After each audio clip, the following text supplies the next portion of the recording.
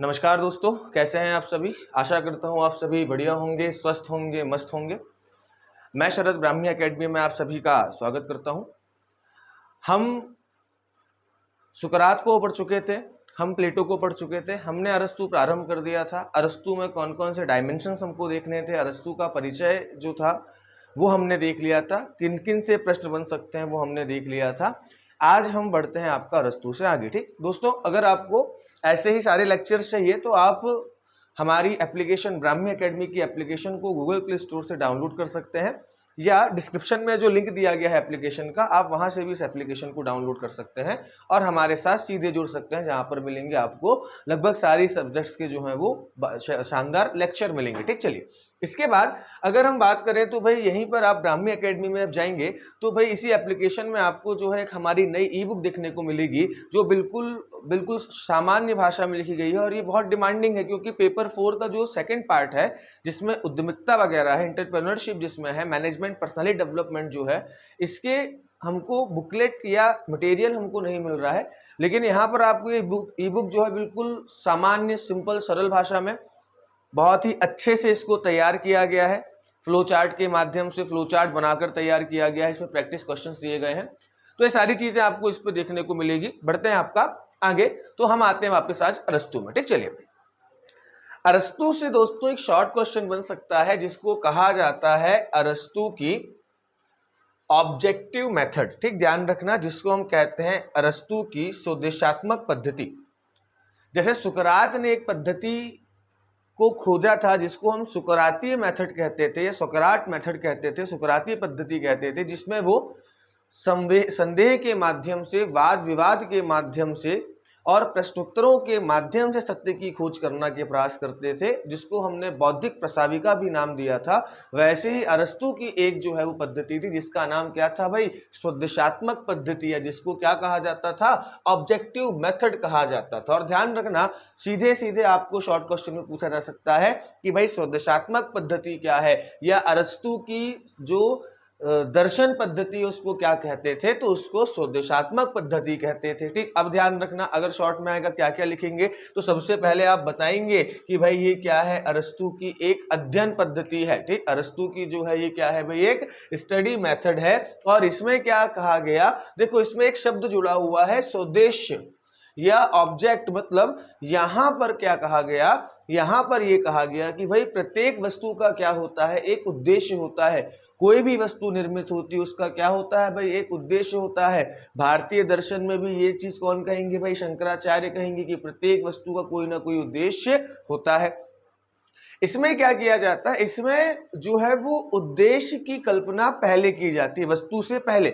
जैसे अगर हम बात करें कि भाई एक बीज है, वो बीज का उद्देश्य, या वो बीज आगे चलकर किस में कन्वर्ट होगा, वृक्ष में, तो यहां पर बीज से पहले किसकी कल्पना की जाएगी, वृक्ष की कल्पना की जाएगी। तो ये स्वदेशात्मक पद्धति में क्या होता है, इसमें संपूर्ण या जो आपका एब्सोल्यूट होता है या होल होता है, उसको पहले इमेजिन किया जाता है। ठीक, और इसका प्रयोग करके अरस्तु ने क्या किया है, अरस्तु ने जो है वो, ध्यान रखिएगा, राज्य को व्यक्ति से पहले बताया है। देखो प्लेटो क्या कहता है, प्लेटो ये कहता है कि पहले व्यक्ति फिर राज्य, मतलब राज्य व्यक्तियों का समूह है, राज्य व्यक्तियों से मिलकर बनता है। लेकिन भाई ध्यान रखना, अरस्तु ने क्या कहा, नहीं, राज्य पहले है। अरस्तु ने राज्य की, जो राज्य है उसकी बात पहले की, व्यक्ति की बात बाद में की, संपूर्ण की बात पहले की, साधन की बात बाद में की। इसी को क्या कहा गया, स्वदेशात्मक पद्धति कहा गया। इस पॉइंट को ध्यान रखिएगा। बढ़ते हैं आपका आगे। ठीक, चलिए इसके बाद भाई अरस्तु का राज्य सिद्धांत हम समझ लेते हैं। प्लेटो का राज्य सिद्धांत हमने देखा था, आज हमको जो है वो अरस्तु का राज्य सिद्धांत देखना है। अरस्तु के राज्य सिद्धांत या स्टेट थ्योरी की अगर हम बात करें तो भाई ध्यान रखना, इसके बारे में बताया कहाँ गया है, तो पॉलिटिक्स में बताया गया है। ठीक, ध्यान रखना, इनकी एक रचना हमने देखी थी जिसका नाम था पॉलिटिक्स। उस पॉलिटिक्स में क्या किया गया है, अरस्तु के पूरे राज्य सिद्धांत को समझाया गया है। इसके बाद इसमें क्या कहा गया, इसमें पहला प्रश्न कि भाई राज्य की उत्पत्ति कैसे होती है। प्लेटो ने क्या कहा कि राज्य व्यक्तियों से मिलकर बना है, स्टेट इज मैन जो है वो रिट लार्ज। ठीक, तो ध्यान रखना।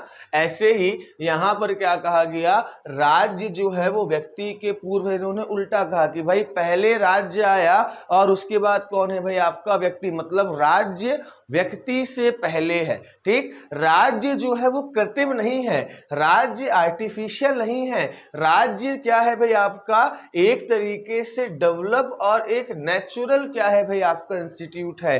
राज्य जो है वो आर्टिफिशियल नहीं है भाई, ये आपका कृत्रिम नहीं होता। राज्य कैसा होता है भाई आपका, विकसित होता है। राज्य कैसा होता है भाई आपका, एक प्राकृतिक संस्था होती है। इस पॉइंट को ध्यान रखना। ठीक, चलिए इसके बाद इन्होंने कहा कि राज्य कैसे बनता है, समझिए। इन्होंने कहा राज्य के बनने की कुल 3 दशाएं हैं। पहला तो दशा क्या होगी, पहली कंडीशन परिवार, दूसरी कंडीशन ग्राम हो गया, और तीसरी कंडीशन राज्य। मतलब पहले परिवार बनता है, परिवारों से मिलकर गांव बनता है, गांव से मिलकर क्या बनता है, राज्य बनता है। और भाई ध्यान रखो, मनुष्य एक सामाजिक प्राणी है, मैन क्या है भाई, एक सोशल एनिमल है। इसीलिए ये अपनी सारी आवश्यकताओं को अकेले पूर्ण नहीं कर सकता, इसीलिए इसे किसकी आवश्यकता पड़ती है, राज्य की आवश्यकता पड़ती है। आप खुद सोचिए कि क्या आप सारी अपनी आवश्यकताओं को खुद से पूर्ण कर सकते हैं। आज आपके राज्य में एक संस्था है जो कानून बना रही है, एक संस्था है जो कानून को फॉलो करवा रही है, एक संस्था है कानून के उल्लंघन में दंड दे रही है, एक मान लीजिए आपका एक समाज है, उस समाज में आप देखेंगे तो भाई 4 दुकान है जहां से आपको अलग अलग सामान मिलता है। क्या आप अकेले अपने सभी चीजों की पूर्ति कर सकते थे, नहीं कर सकते थे। तो यहाँ पर क्या कहा गया, मनुष्य भाई एक सामाजिक प्राणी है, इसको जो अपनी आवश्यकताएं हैं वो आवश्यकताओं को अकेले रहकर पूर्ण नहीं कर सकता। ठीक, और भाई राज्य क्या है, देखो हमने कहा भाई मनुष्य या व्यक्ति से क्या बना, परिवार बना, परिवार से क्या बना, ग्राम बना, और ग्राम से क्या बना, राज्य बना। ठीक, तो अंततः क्या बना, लास्ट में आपका संपूर्ण क्या बना, राज्य बना। तो भाई इन्होंने क्या कहा कि जो राज्य है ना, यही क्या है भाई मनुष्य का अंतिम, यही क्या है मनुष्य का पूर्ण, और यही क्या है मनुष्य के द्वारा बनाया गया एक सर्वश्रेष्ठ समुदाय है, जो उसको पूरा जीवन बिताने में क्या करता है भाई, सहयोग करता है। तो ध्यान रखना, यहाँ पर क्या कहा गया कि भाई जो राज्य है वो भाई आपका last complete and best community है आपकी, किसकी भाई, मनुष्य की, जो उसको जीवन जीने में मदद करती है। पुनः बता देता हूं, अरस्तु की एक पद्धति है जिसको हम ऑब्जेक्टिव मेथड कहते हैं, जिसको हम स्वदेशात्मक पद्धति कहते हैं। और इस पद्धति में जो संपूर्ण है, मतलब साधन से लेकर संपूर्ण की हम बात करते हैं, तो जो संपूर्ण है उसकी कल्पना पहले की जाती है, मतलब उद्देश्य की बात पहले की जाती है। जैसे एक बीज का उद्देश्य या संपूर्ण क्या होता है, वृक्ष होता है, तो यहाँ पर वृक्ष की तुलना क्या की जाएगी, पहले की जाएगी। और इसी मेथड का प्रयोग करके सुकरात अरस्तु जो है वो अपने राज्य का सिद्धांत देते हैं। और अपने राज्य सिद्धांत में अरस्तु क्या कहते हैं कि भाई जो राज्य है वो व्यक्ति से पहले है। ठीक, व्यक्ति बाद में है, राज्य पहले है। मनुष्य अपनी आवश्यकताओं को खुद अकेले रहकर पूरी नहीं कर सकता, इसीलिए उसको किसकी आवश्यकता पड़ती है, अपनी आवश्यकताओं को पूरा करने के लिए राज्य की आवश्यकता पड़ती है। और राज्य बनता कैसे है, तो भाई परिवार से बनता है, परिवार कन्वर्ट मिलकर बनते हैं, ग्राम या कुल बनते हैं, और भाई उसी से क्या होता है आपका, उसकी अगली स्टेप राज्य होती है। मतलब एक मनुष्य के द्वारा बनाई जाने वाली सबसे बड़ी संस्था या सबसे पूर्ण संस्था या सर्वश्रेष्ठ संस्था कौन सी है भाई, राज्य है। ये किसने कहा भाई, आपके अरस्तु ने कहा। समझेंगे इसको और आगे। अरस्तु ने कहा कि भाई ये जो राज्य है ना, ये कोई बनाता नहीं है, समाज जो है ना ये कोई बनाता नहीं है, ये कैसी संस्था है भाई, प्राकृतिक संस्था है। धीरे धीरे क्या होता है भाई, इसका विकास अपने आप हो जाता है। तो राज्य को कोई बनाता नहीं है, राज्य का विकास क्या होता है भाई, अपने आप होता है। कैसे होता है, तो समझिए, व्यक्ति जो है सबसे पहले जन्मा कहाँ भाई, परिवार में, फैमिली में। और फैमिली कैसी अवस्था है भाई, एक जड़ अवस्था है। ठीक, एक आपका इनमिनेट जो है वो स्टेट है, जहां पर हम क्या होते हैं भाई, जन्म लेते हैं। उसके बाद भाई अगली अवस्था कौन सी है भाई, आपका गांव है, ग्राम है। इस गांव क्या है भाई आपका, एक जो है वो हम देखें तो पशु अवस्था है, मतलब एक ग्राम में परिवार होता है, वहां पर हमारी उत्पत्ति हुई और गांव में हम क्या करते हैं भाई, घूमते हैं, विचरण करते हैं, तो भाई ये एक एनिमल स्टेट हो गई। और इसका एक मानव रूप क्या हो गया भाई, आपका जो है वो राज्य हो गया। राज्य कैसा है, एक मानव अवस्था है जिसमें भाई आपका जड़ और पशु मतलब परिवार और ग्राम दोनों मिले हुए होते हैं। और भाई इसमें व्यक्ति तीन चीजें करता है, इसी में व्यक्ति की उत्पत्ति होती है, इसी में व्यक्ति घूमता फिरता है, संचरण करता है, और इसी में अगर हम बात करें तो व्यक्ति क्या करता है, विचार करता है। तो ध्यान रखना, अरस्तू का राज्य सिद्धांत क्या है भाई, अरस्तू के अनुसार राज्य प्राकृतिक संस्था है, राज्य मनुष्य से पहले है, व्यक्ति से पहले है। मनुष्य अपनी आवश्यकताओं को पूर्ण नहीं कर सकता, इसीलिए जो है वो क्या करता है भाई, राज्य में रहकर अपनी आवश्यकताओं को पूरी करता है। साथ ही ध्यान रखना कि भाई इसकी अवस्था क्या है, पहले परिवार होगा, परिवार कैसी अवस्था है, जड़ अवस्था। इसके बाद ग्राम होगा, ग्राम कैसी अवस्था है, पशु अवस्था, जहां पर हमारी उत्पत्ति होगी, जहां पर हमारा विचरण होगा। और इसके बाद जो अंतिम या पूर्ण जो हमारी जो समुदाय है वो कौन सा होगा, राज्य होगा। ये कैसी अवस्था होगी भाई, मानव अवस्था होगी, जहां पर हम आकर क्या कहलाएंगे, मानव कहलाएंगे। और भाई इसमें जड़ और पशु तत्व सम्मिलित होंगे, जिसमें हमारी इसी राज्य में हमारी उत्पत्ति होगी, इसी राज्य में हम क्या करेंगे भाई, संचरण करेंगे, और इसी राज्य में हम क्या करेंगे, विचार करेंगे। ठीक, चलिए इसके बाद अगर हम बात करें, आपसे पूछ ले कि भाई इसकी प्रकृति बताइए, अरस्तू के राज्य की प्रकृति बताइए, है ना। देखो होता क्या है, लगभग चीजें रिपीटेशन होंगी क्योंकि इनके एक ही विचार को हम लेकर चल रहे हैं बार बार। तो भाई हमने क्या किया कि राज्य के स्वरूप की अगर हम बात करें तो उसकी प्रकृति की हमने बात करी, तो हमने देखा कि राज्य का विकास क्या होता है भाई, आपका स्वतः होता है। तो पहली प्रकृति तो ये हो गई। ठीक, दूसरी प्रकृति क्या होगी कि भाई राज्य का स्थान जो है वो व्यक्ति या परिवार से पूर्व है, मतलब राज्य पहले है, व्यक्ति या परिवार बाद में है। राज्य समाज का सबसे श्रेष्ठ संगठन माना जाता है, सबसे श्रेष्ठ क्या भाई, आपका राजनीतिक संगठन माना जाता है, जहां मनुष्य की सभी बौद्धिक और आध्यात्मिक आवश्यकताएं क्या होती है भाई, पूर्ण होती है। तो देखिए राज्य अपनी आवश्यकताओं को खुद ब खुद पूर्ण करता है। राज्य मतलब क्या, व्यक्तियों से मिलकर बना, गांव से मिलकर बना, परिवारों से मिलकर बना। तो अब राज्य की जो आवश्यकताएं हैं वो राज्य अपने आप पूरी कर रहा है, लेकिन क्या व्यक्ति अपनी आवश्यकता खुद से पूरी कर सकता है, नहीं। व्यक्ति अपनी आवश्यकताओं की पूर्ति करने के लिए राज्य या समाज पर क्या है भाई, निर्भर है। तो ध्यान रखना कि राज्य समाज का श्रेष्ठ संगठन है, जहां पर मनुष्य की सभी बौद्धिक और आपकी आध्यात्मिक आवश्यकताएं पूर्ण होती हैं। और भाई राज्य ध्यान रखिएगा, जो पूर्ण राज्य होता है भाई, आपका जो राज्य है वो क्या है, अपने आप में आत्मनिर्भर है, अपनी आवश्यकताओं की स्वतः पूर्ति करता है। ठीक, चलिए इसके बाद ध्यान रखना, राज्य क्या है भाई, आपका पूर्ण है, राज्य क्या है भाई, आपका कंप्लीट है, मनुष्य क्या है, इसका आपका अंग है। ठीक, तो अरस्तू का राज्य सिद्धांत ध्यान रखना, वैसे बहुत ज्यादा संभावना नहीं होती कि इससे प्रश्न बने, फिर भी हमको देखते हुए चलना है। ठीक, अब अरस्तू के अनुसार राज्य के कार्य क्या है, ये आपका शॉर्ट क्वेश्चन बन सकता है। तो अरस्तू के अनुसार राज्य क्या है, राज्य का कार्य क्या है, तो राज्य का कार्य है कल्याण को, भलाई को क्या दे भाई, प्रोत्साहन दे। राज्य का काम है नागरिकों में श्रेष्ठ गुणों का क्या करे भाई, विकास करे।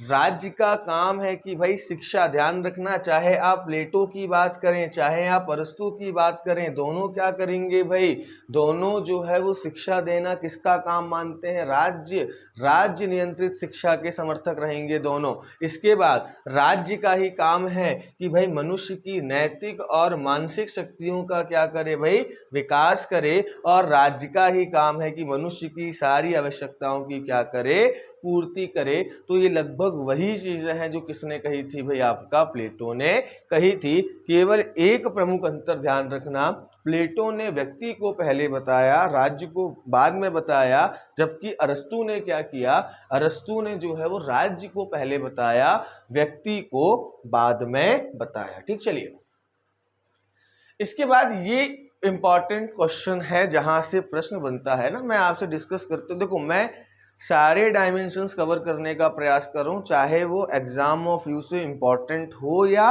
ना हो।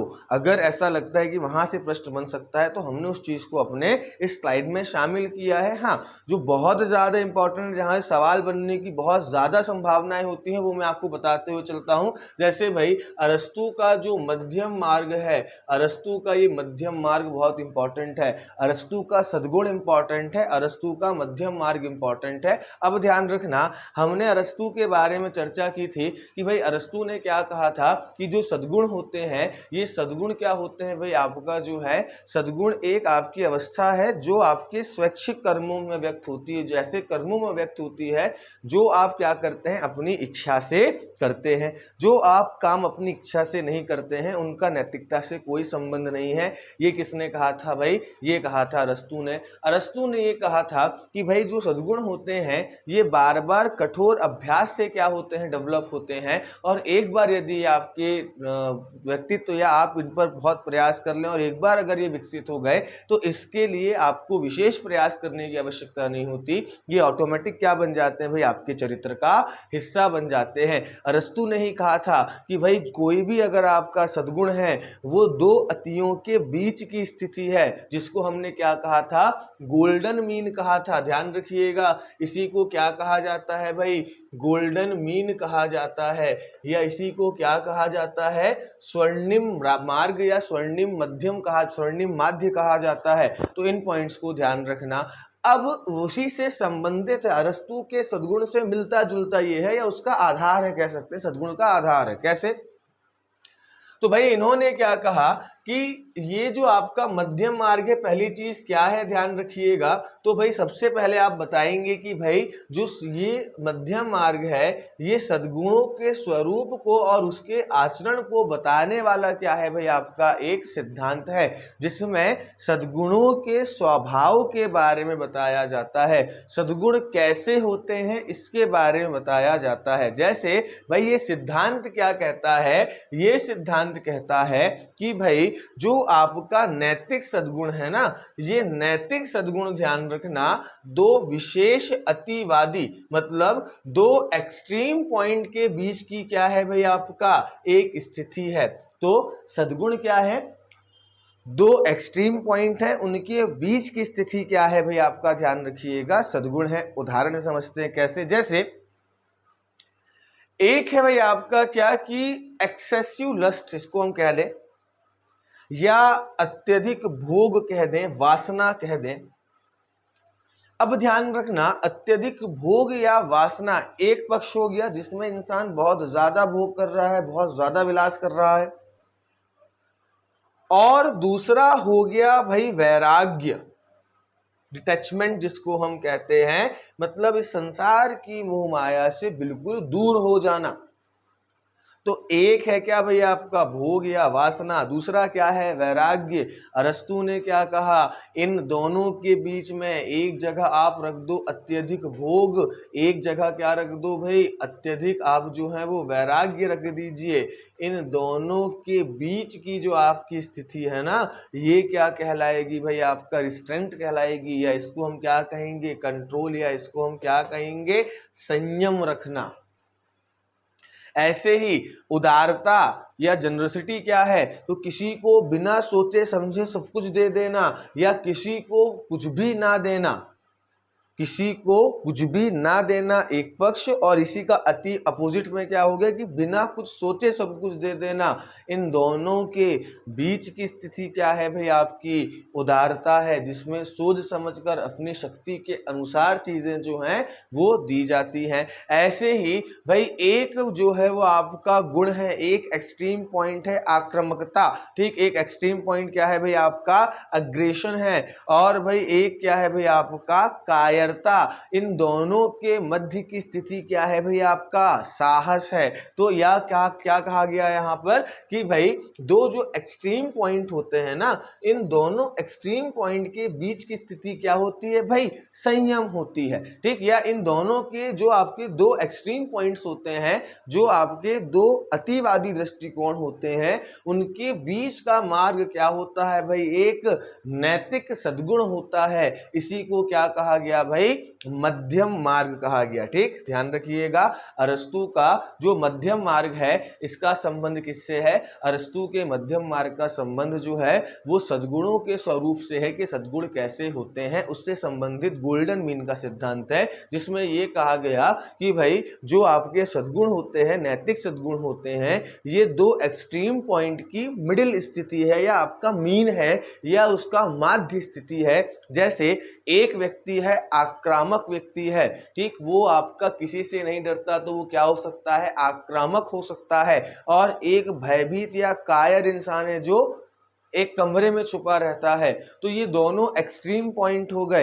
इन दोनों के बीच की स्थिति क्या हो गई भाई? इन दोनों के बीच की स्थिति जो है वो हो गई साहस, जो कठोर परिस्थितियों में आपको जो है वो क्या करे भाई?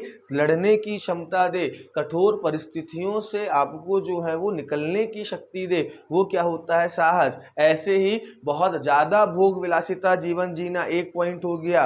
एक हो गया मोह माया से दूर होना। इन दोनों की बीच की स्थिति क्या है? संयम के साथ चीजों का प्रयोग करना, संयम के साथ चीजों का कंजप्शन करना। तो ये पॉइंट आप ध्यान रखना। ठीक, चलिए बढ़ते हैं आपका आगे। अब ध्यान रखना भाई, नैतिक सद्गुण का महत्व क्या होता है? तो भाई नैतिक सद्गुण खुद संतुलन से आ रहे हैं, दो एक्सट्रीम पॉइंट के बैलेंस से जो है वो सद्गुण डेवलप हो रहे हैं। तो भाई ध्यान रखना, ये व्यक्ति को किसी भी अतिवादिता से दूर कर कर भाई संतुलन के रास्ते पर लाते हैं। ठीक, तो ध्यान रखना कि किसी भी आपका जो है एक्सट्रीम फॉर्म से इनको कहां पर लाते हैं? पाथ ऑफ बैलेंस में लेकर आते हैं, या एक संतुलन की स्थिति में लेकर आते हैं। जैसे संयम एक संतुलित स्थिति है जहां पर व्यक्ति ना ज्यादा भोग विराग करता है, ना ज्यादा उसके अंदर वासना है, और ना ही उसने अपनी इंद्रियों को बिल्कुल जो है दबाकर रखा है। ठीक, चलिए ऐसे ही अगर हम बात करें, पर इस बात की एक आलोचना ये की जाती है कि कुछ ऐसे गुण हैं, जैसे मान के चलिए आक्रामकता एक गुण है और भय एक गुण है। इन दोनों के बीच की स्थिति एक निकल कर आई, क्या? साहस। ऐसे ही अत्यधिक भोग एक एक्सट्रीम है, ऐसे ही विरक्ति या वैराग्य एक एक्सट्रीम पॉइंट है। दोनों के मध्य की स्थिति क्या निकल कर आई? संयम। लेकिन कुछ ऐसे गुण हैं जिनमें आपका मध्यम मार्ग लागू नहीं हो सकता, जैसे कि भाई घृणा। अगर हम बात करें कि भाई आप किसी से अगर घृणा करते हैं, आप किसी से नफरत करते हैं, घृणा करते हैं, तो ये घृणा किसकी मध्यस्थ स्थिति है? बहुत ज्यादा घृणा, बहुत कम घृणा, इसके बीच का तो कोई पॉइंट हो नहीं सकता। तो इन्होंने कहा कि भाई ये जो मध्यम मार्ग है ना, ये हर जगह लागू नहीं हो सकता। जैसे भाई किसी से नफरत के विषय में आपका जो है वो, या घृणा के विषय में आपका जो है वो एक्सट्रीम पॉइंट कोई है ही नहीं।